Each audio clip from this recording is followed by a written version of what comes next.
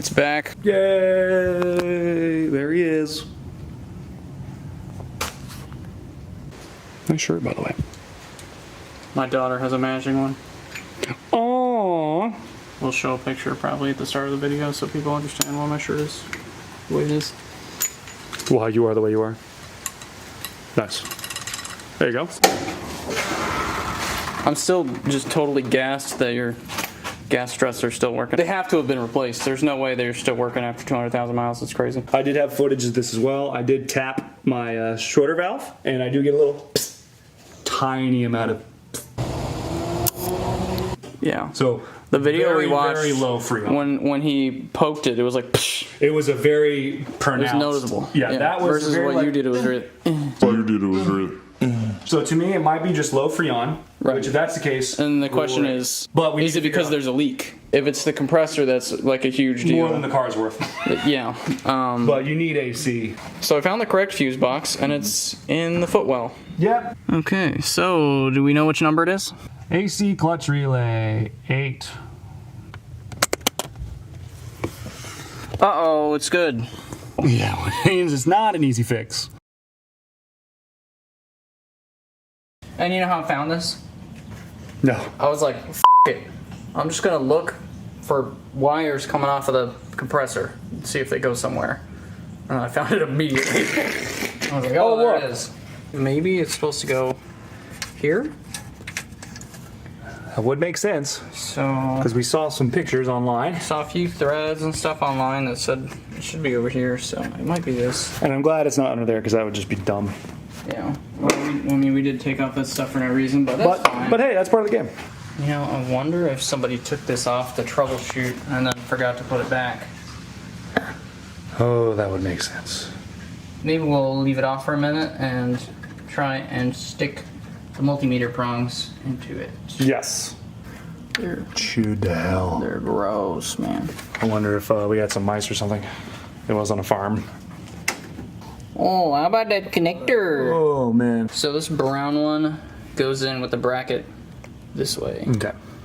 Dang. Woo! Oh, they're both brown. Man. But wow, this is horrific. This is terrible. That is. Oh, I guess if you mount it like this, then you can just kind of see how it goes. Yeah. It's pretty obvious. Mm-hmm. Kind of what I'm hoping that we'll find is that everything electrically is perfectly fine, which all comes down to you just need more refrigerant. Let's hope. All right, what are we doing? All right, so we're testing these pins. We're using a 96 Acura TL diagram, but the wire colors are the same, so it's probably the same. Start with the AC off. Yeah.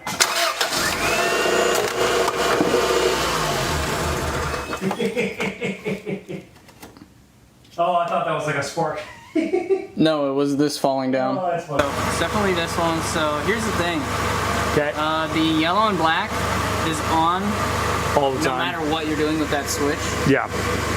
And then this one is hot all the time like it's supposed to be.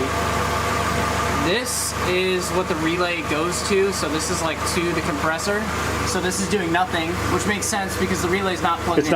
It's not plugged in. Okay. I'm not sure what to think about this. I thought this black and yellow one would toggle when you toggled the switch. Yeah. But it didn't. No. So maybe turn the car off now. Sure. So what do we do now? I'll look at the diagram again, probably. Okay. Eric, what's going on? So we figured. Oh. Oh. It's also raining. Yeah, there's a nice, like, moody thunderstorm. It's great. Yeah, it's nice. We determined that the red and blue wire, this one, should have been going hot if the ECU was commanding the air conditioning compressor clutch to activate. If the leads touch, then we've got a good connection. If the sensor thinks that the pressure is good, it should complete the circuit, which would be the same thing as these touching, which means that we will get a nice beep sound. Yeah, so that thing. We just unplugged the wire that was on the tip of it. And now we're going in. Here's the 2 pins. Alright, so I think I'm touching the pins right now. Yeah, it looks like it. So just for quicksies, if I just go touch these together real quick. Yep. If the pressure sensor was a closed circuit, then the multimeter leads would have touched themselves through the sensor.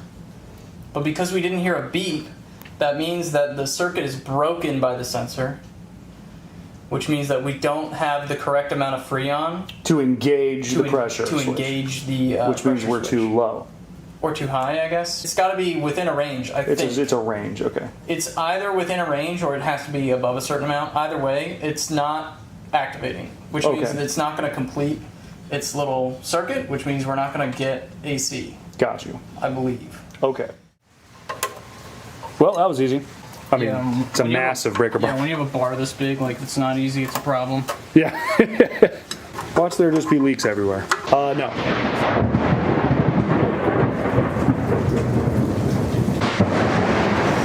Woo! Ho-ho!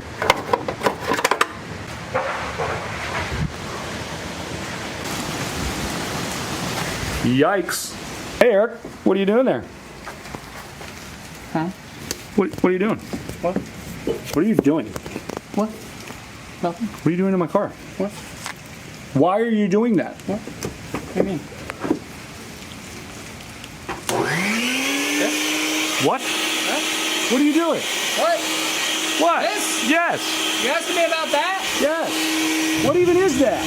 All right, I will engage shop vac.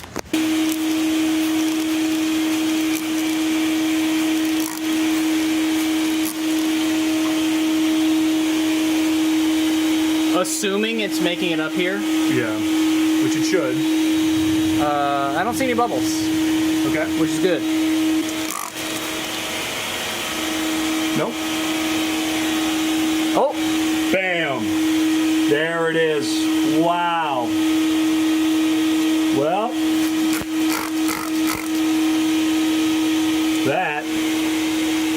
that is a big old exhaust leak. Look at that. There it and is. on the other side.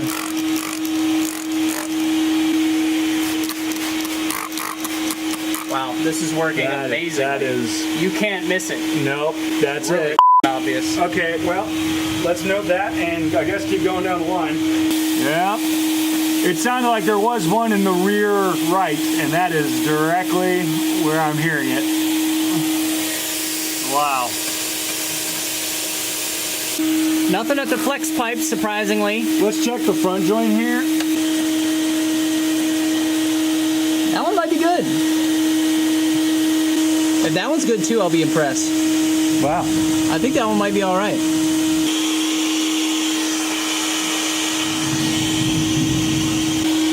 The muffler actually looks pretty new. It's not bad. You think this is factory? I'd be shocked. It might be a factory replacement. Bam. Oh. Yeah, the whole thing. Oh no. This makes sense. The exhaust you just saw, 3 big leaks. So we can just do putty for now, because I don't know if it's worth. We can putty the muffler. We can putty the muffler. Joints we don't want to putty that. We would want to get gaskets for those. Yeah. So I mean, I'm totally cool with puttying the side of the muffler. That will probably work pretty good. Yeah. And if it's putty, I can do that. Yeah, you can do that. No problem. I can do that. The AC, we need more tools to test the Freon. We need pressure gauges, pretty much. You should probably just take it to somebody, and then if they want a lot of money, just be like, no. And if they're like, oh, it's a fuse or a relay, then we'll replace it. Right. And if it Just tell needs us what's Freon, then we'll ask them to add the Freon. Yeah. Because you need AC. I need AC. I need AC like now. All right, well. It's all fixed. Yep, we're finished. We're done. It's all back together. We're putting it back together and everything's great and all is well. And as soon as I'm done tightening these bolts down, Ernie's going to start it up for you and show you how it doesn't sound like it's leaking anymore. Yeah, and we'll have a before and after and everything. Oh, actually, no, none of the gaskets that we're looking for are in stock in a nearby convenient location, so we'll just order them. We did get that quick steel putty, and we'll use that on the muffler. A successful day. The AC hopefully is just low on Freon. Yay. We did locate the exhaust leaks. Yay. And yeah, so overall good news. Obviously you can't fix it all at once, and that wasn't really the assumption. But yeah, all in all, it was a good day. You're doing great. Thanks.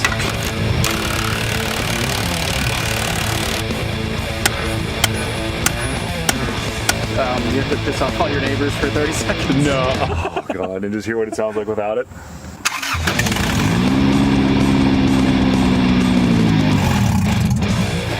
Oh my god.